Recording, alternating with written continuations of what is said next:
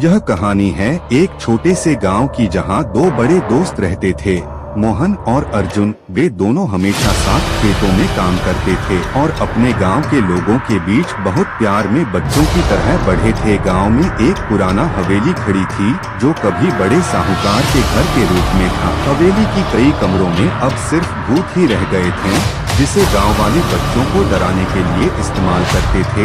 एक दिन मोहन और अर्जुन ने दोस्तों के साथ मजे करने का फैसला किया और वे हवेली की ओर बढ़े। रात के अंधेरे में जब वे हवेली में पहुंचे तो वहां से कुछ अजीब सी आवाजें आ रही थीं। मोहन और अर्जुन ने यह इशारा किया कि वे एक दूसरे को ध्यान से सुने और फिर वे एक रूम की तरफ बढ़े जहां आवाजें सबसे ज्यादा बड़ी थीं। रूम के दरवाजे को धीरे से खोलते ही वे दोनों चौंक गए। रूम की मिट्टी भरी थी और वहां एक पुराना खोला संदूर खड़ा था जिसमें खून की बूंदें दिखाई देती थीं। मोहन और अर्जुन ने देखा कि रूम की मध्य भूमि पर एक विचित्र चित्र बना हुआ था जिसमें उनके खोए हुए दोस्तों का चेहरा था। वह चित्र अनजाने रूप में उनकी मौत का पूर्वानुमान लगाता था। उनका हृदय डूबने लगा और उन्हें एक अजीब सी ऊभी भी सुनाई देने लगी।